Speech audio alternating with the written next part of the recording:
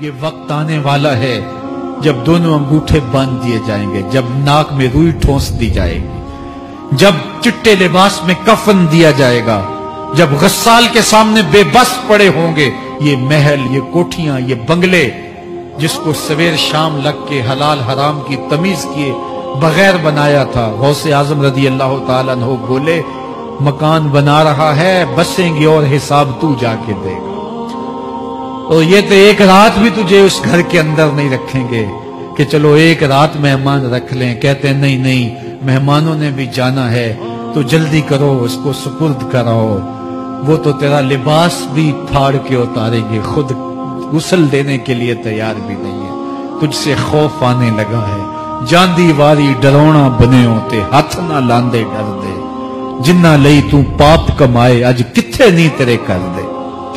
آج تو وہ تیرے ساتھ تجھے غسل دینے کے لیے آمادہ نہیں ہے۔ اولا لک فاولا ثم اولا لک فاولا، تیری خرابی آ پہنچی، ہاں تیری خرابی آ پہنچی۔ ایحسب الانسان ان یترک سدی، انسان دنیا میں یہ گمان کرتا ہے اس کو سدا چھوڑ دیا جائے گا۔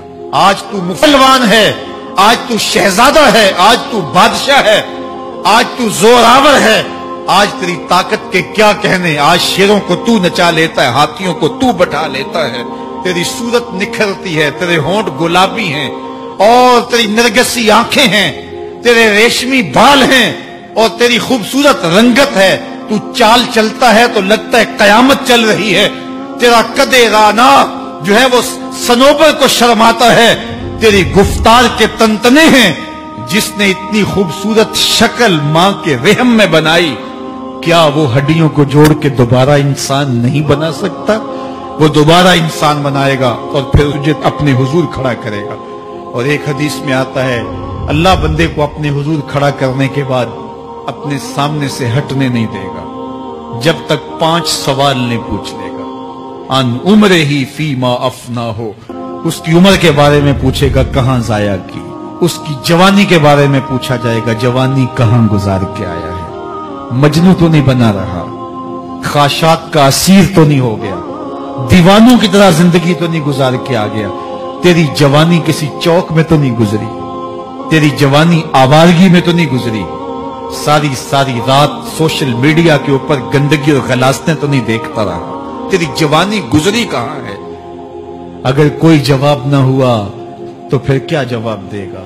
اور وہ کتنا خوش نصیب ہوگا جو کہے گا مالک میری جوانی سجدوں میں گزری، میری جوانی قیام میں گزری، میری جوانی رکوع میں گزری۔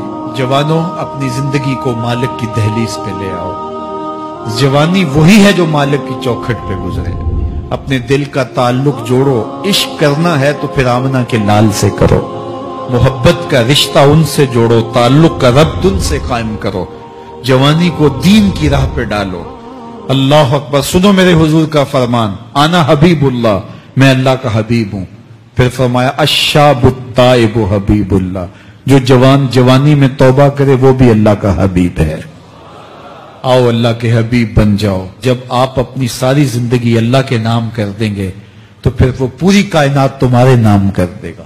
کی محمد سے وفا تو نے تو ہم تیرے ہیں، یہ جہاں چیز ہے کیا، لوح و قلم تیرے ہیں۔